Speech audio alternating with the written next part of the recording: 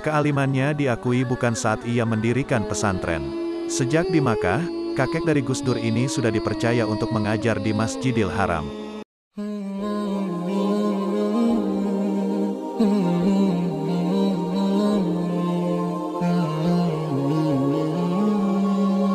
Hadratus Syekh Kiai Haji Hasyim Asy'ari merupakan salah seorang ulama yang paling dihormati pada masanya. Ia menjadi rujukan berbagai macam problematika kehidupan, mulai persoalan agama hingga politik kebangsaan.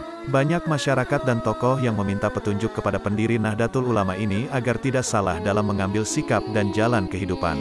Kehebatannya yang dimilikinya ini bukan didapat dengan tiba-tiba. Kiai yang lahir di Desa Enggedang, Tambakrejo, Jombang, Jawa Timur pada tanggal 14 Februari tahun 1871 ini merupakan santri Kelana. Ia belajar dari satu pondok ke pondok lain, berguru dari satu kiai ke kiai yang lain, dari Jawa hingga ke Makkah.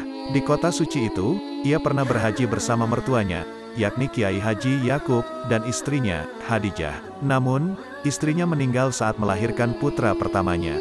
Ia pun memutuskan pulang ke Indonesia dan kembali berangkat bersama saudaranya.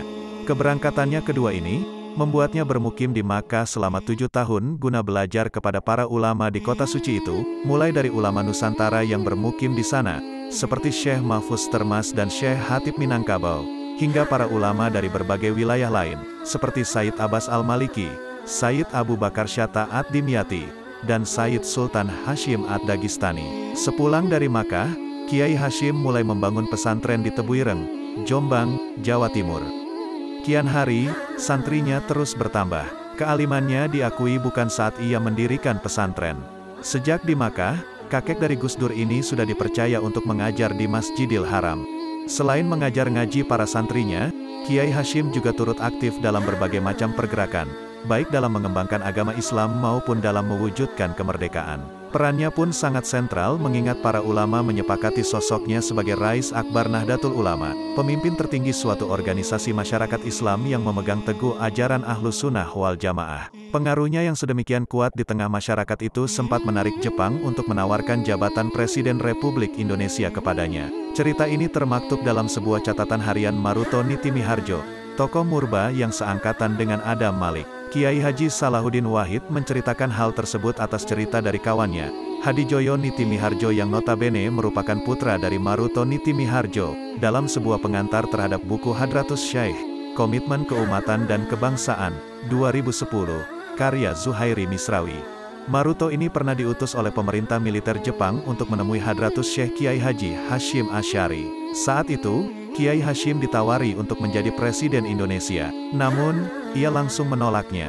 Pasalnya, sebagai seorang kiai, tugasnya adalah mendidik santri di pesantren. Sebetulnya, tulis Gus Salah, Jepang memang sudah mengetahui bahwa Kiai Hasyim bakal menolak tawaran tersebut. Namun, hal yang ingin diketahui oleh Jepang adalah dukungan Kiai Hasyim akan berlabuh kepada siapa.